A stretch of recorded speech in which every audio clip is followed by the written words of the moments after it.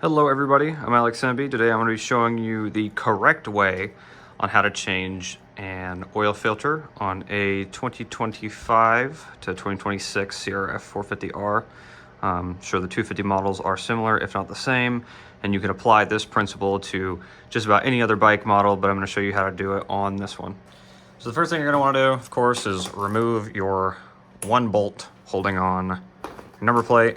Mine's going to look different than yours because I lost this bolt at some point and I just replaced it with one that I had that's also Honda. So, of course, pop this out. Set it aside, you don't lose it. You're going to want to slide this backwards and out. You'll see your grooves are lined up. And you can see this one's pretty dirty. We definitely need to change. Well, you have this open, of course, you want to go ahead, wipe all this down, get all the dirt out. Unless you want to be dirty, then be dirty. You'll have a couple more bolts, I believe, to remove.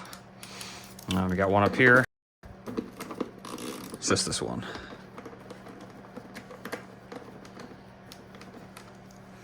Set that to the side, and this should pull out.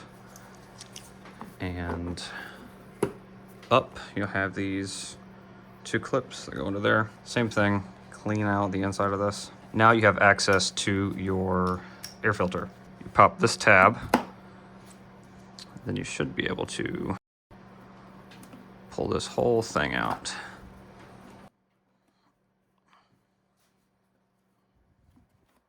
Now this is not an OEM air filter. I use DT1. I am sponsored by them, but this is why. Very, very clean. Nothing touched that screen. You can see how much dirt is sitting in there. What you're gonna wanna do with your air filter is lay out a paper towel or put it somewhere clean and set it aside for right now. You have this open. You wanna really get all of this dirt and crap from the inside of here and give it a nice good clean. I suggest not using water or solvents or anything that could damage the engine if it were to get behind that screen. All right, now you want to grab your air filter that I told you to set aside before and remove all these little tabs. I believe I put no toil fluid on this. I honestly don't remember. I'll find out in a second if the no toil stuff doesn't work. But this calls for like 3-4 inches of hot water. I didn't put the no toil stuff on there. Okay, whatever. So I ended up cleaning the filter off camera. I forgot I used Maxima on this one and not no toil, but it's still good to have a warm bucket of water. I will pull you over here and show you when you use this type of oil, you want to use this cleaner from Maxima. And that's what I ended up having to use. You just spray it, knead it, rinse it out, and then do it until it's clean. And then once you get that done, you want to come to your clean workstation and get all of this crap and gunk off of here. Of course, before you put this onto there, this is the new air filter, which is clean. At the beginning of the video, you also saw that I don't have an OEM filter. I don't like the OEM filters. Of course, I'm sponsored by DT1, so I only run their stuff. But even if I wasn't, I would still run their stuff. The OEM filters just aren't very good. As soon as mine got dirty, I just threw it away and replaced it with one of these. So it's good to have a couple laying around, just so you can switch them out. Don't have to clean it every time, because if I wanted to throw that other one on and it was my only one, I'd have to wait until it dries. But I had this one already, and you can even pre-lube these and have them ready to go. I'm gonna put no toil filter oil on this one. Don't ask me why. I have two different types of filter oil that I put. I don't remember why I did it, but I have an abundance of the both of them, so I just kind of keep them rotating, I guess, to know which is which. So I'm going to spray this, and then I'm going to come back and do that. But when you're spraying this, you want to get it all around the outside here, knead it in like this. Don't twist it. Just kind of knead it and rub it around, and then spray it again until it's nice, good, and soaked through. All right, so now we got the oil on our filter that we're going to install. You don't have to wipe around the edges. I kind of like just to get the excess off so you don't have too much of a mess. You don't need any on the inside here because you shouldn't be having anything that goes into there.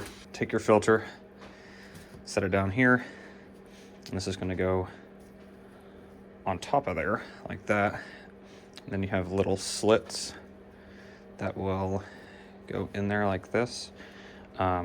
On these filters, a couple of the slits don't like to be in there very much. So it kind of fell out on the other air filter that I had. We'll see if they do the same on this one. So now you got it looking like this. You want to flip it over and get grease.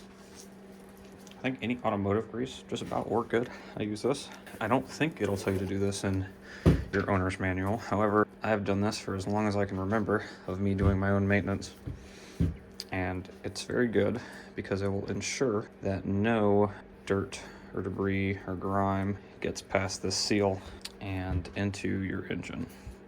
Now, once you get it all greased up, you're ready for install. You're gonna wanna make sure you line this up good, because if you don't, you're kinda in for a bad day. Of course, you wanna put it in this way first, and you're probably gonna get grease everywhere.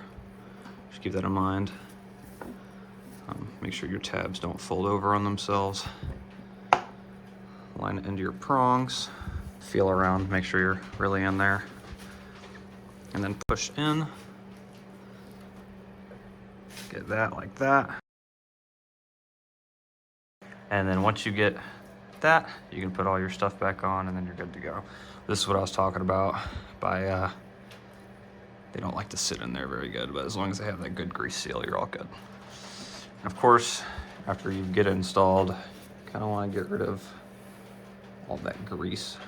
And then you want to reinstall your trim pieces, just as you did before. Line up those two tabs, put your bolt back in, grab your number plate. Remember, you gotta line your pieces up. There's a hook on the back side, and a hook here.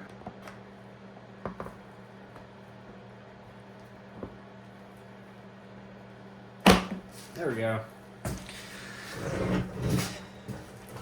And once you spend way too long trying to get that back hook on, put in your one bolt. Again, yours should be a little bit longer than mine because I lost mine, so I'm a little silly. Get it nice and good. And there you go. You're all done. If you enjoyed this video, give it a like. If you do anything different or think I should do anything different, let me know in the comments below.